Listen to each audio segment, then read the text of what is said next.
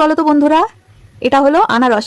আনারসকে আমি একটু গ্রেট করে নিয়েছি। আজকে তোমাদের সাথে আনারসের চাটনি শেয়ার করব। তো তোমরা তো আমসত্ত্ব খেজুরের চাটনি, আমের চাটনি, এসব চাটনি প্রচুর খেয়েছো। তো আমি কিভাবে আনারসের চাটনি বানাই সেটা তোমাদের সাথে আজকে শেয়ার করছি। প্রথমে কড়াইতে সামান্য তেল দিয়ে তাতে একটা শুকনো লঙ্কা আর একটু পাঁচফোড়ন ফোড়নে দিয়েছি। তোমরা চাইলে সর্ষে ফোড়নও দিতে পারো। তো আমি পাঁচফোড়ন দিয়েছি, যাই হোক। তারপর একটু নুন পরিমাণ মতো, চাটনিতে নুন না দেওয়াটাই ভালো, তবে সামান্য একটু ব্যালেন্স করার জন্য সামান্য একটু নুন, আমি সামান্য একটু কালার হওয়ার জন্য হলুদ, আর দিয়েছিলাম বেশ কিছুটা কিশমিশ। তো এটা দিয়ে এটা ভালো করে নাড়াচাড়া করে খানিকক্ষণ ফুটতে দিতে হবে। তারপরে এর সাথে চিনি মিশিয়ে দিতে হবে বেশ অনেকটাই, কারণ কি আনারসের মধ্যে দিয়ে প্রচুর জল বেরোয়। তো চিনির পরিমাণটা বেশি না দিলে একটু জল কাটা কাটা হয়ে যায় চাটনিটা, তো সেই কারণে একটু বেশি করেই চিনিটা দিতে হয়। এবারে আমি কি করছি, চিনিটা গলে গেছে, দেখো বেশ পাতলা হয়ে গেছে চাটনিটা।